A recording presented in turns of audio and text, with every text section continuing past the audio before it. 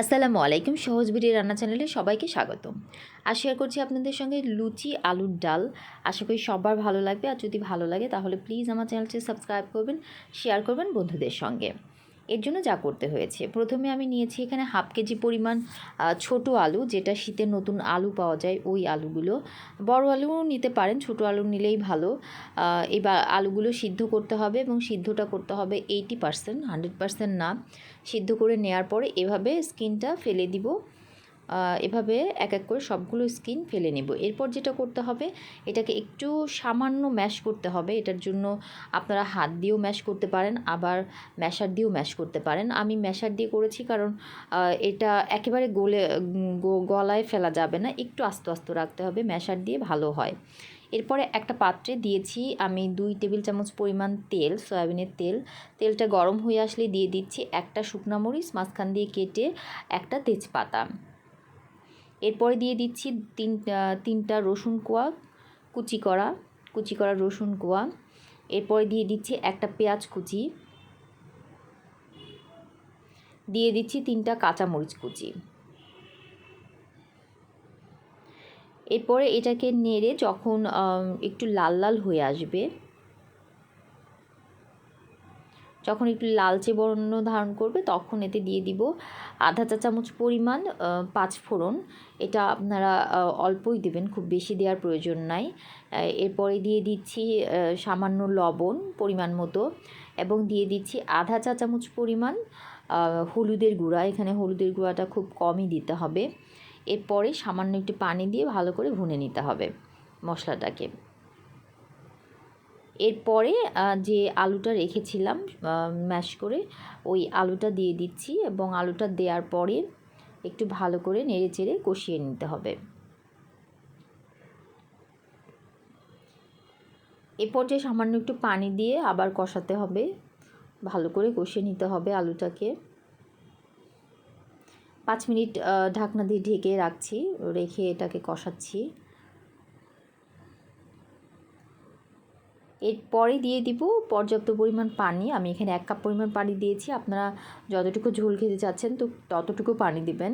এখানে খুব বেশি পানি দেওয়ার দরকার নেই, কারণ যেহেতু সিদ্ধ আলু, জাস্ট যতটুকু ঝোল ততটুকু দিলেই হবে। এরপর ঢাকনা দিয়ে ঢেকে কিছুক্ষণ রেখে আমি এতে দিয়ে দিচ্ছি ধনিয়া পাতা কুচি। এটা আপনাদের টেস্টের উপর, কারো ভালো না লাগলে না দিলেও হবে। ধনিয়া পাতা দিয়ে তারপর এটাকে নামিয়ে ফেলছি এবং একটা সার্ভিং ডিশে সার্ভ করে নিচ্ছি। আপনারা দেখতেই পাচ্ছেন খুব সুন্দর হয়েছে আলুর ডালটা, খেতে কিন্তু অসাধারণ, অবশ্যই ট্রাই করবেন। এর পরবর্তী স্টেপে আমি লুচির জন্য প্রিপারেশন করছি। এর জন্য নিয়েছি 2 কাপ পরিমাণ ময়দা, দিয়ে দিচ্ছি সামান্য লবণ, 2 টেবিল চামচ পরিমাণ সয়াবিনের তেল, এবং ময়দা, লবণ আর তেলটা ভালো করে মিশিয়ে নিব। এরপরে দিয়ে দিব পানি। পানিটাকে আমি কুসুম গরম পানি নিয়েছি, অল্প অল্প করে পানি দিব আর ময়দাটার সঙ্গে মিশিয়ে নিব। একবারে পানি দিবেন না, অল্প অল্প করে দিবেন, যেন বুঝতে পারেন কতটুকু দিতে হয়। আর খামিরটা যেন একটু নরম নরম হয়, তাহলে লুচিটা ফুলবে ভালো। এরপরে মুথে নেওয়ার পরে আমি এটাকে আধা ঘন্টার জন্য রেস্টে রাখবো। এর জন্য উপরে একটু তেল ব্রাশ করে নিচ্ছি, তেল লাগিয়ে নিচ্ছি যেন ড্রাই না হয়ে যায়। এরপর প্লাস্টিক র্যাপার দিয়ে র্যাপ করে আধা ঘন্টা রেখে দিব। আপনারা চাইলে এ পর্যায়ে ঢাকনা দিয়ে ঢেকেও আধা ঘন্টা রাখতে পারেন, আবার না চাইলে আধা ঘন্টা না রেখেও এটাকে রেডি করতে পারেন। আমি আধা ঘন্টা রেখেছি এভাবে। এরপর আধা ঘন্টা হওয়ার পরে দেখতে পাবেন যে খামিরটা অনেকটাই স্মুথ হয়েছে, নরম হয়েছে, এবং আমি ছোট ছোট এভাবে গোল গোল করে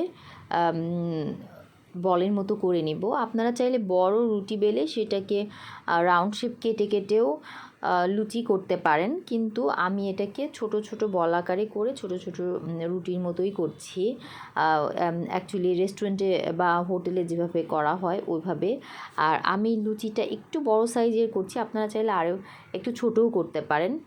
আর রুটির যে থিকনেসটা ওইটা হবে একদম পাতলা, খুব বেশি মোটা না।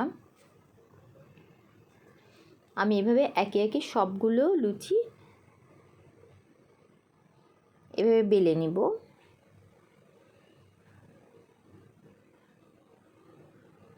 একে একে সবগুলো লুচি এভাবে বেলে নিচ্ছি। আপনারা আপনাদের কাজের সুবিধার্থে একবারে বেলে নিতেও পারেন, আবার একটা করে বেলে বেলেও ভাজতে পারেন। এরপরে একটা কড়াইয়ে পর্যাপ্ত পরিমাণ তেল দিয়ে তেলটা গরম হয়ে আসলে লুচিগুলো দিয়ে দিব। আপনারা দেখতেই পাচ্ছেন খুব সুন্দর ফুলে উঠেছে। আর এটাকে খুব বেশি ক্রিস্পি করে ভাজা যাবে না, তাহলে মানে খেতে বসলে পুরোটাই ঝুরঝুর করে পড়ে যাবে। এর জন্য হালকা ব্রাউন কালার হয়ে গেলে এটাকে উঠিয়ে ফেলতে হবে। এভাবে পর্যায়ক্রমে আমি একে একে সবগুলো লুচি ভেজে নিয়েছি। আপনারা দেখতেই পাচ্ছেন খুবই লোভনীয় হয়েছে। শীতের সকাল অথবা বিকেলের নাস্তা হিসেবে দারুণ দারুণ মজাদার একটা রেসিপি। আপনারা অবশ্যই ট্রাই করবেন। সবাই ভালো থাকবেন, আমার জন্য দোয়া করবেন। ধন্যবাদ সবাইকে।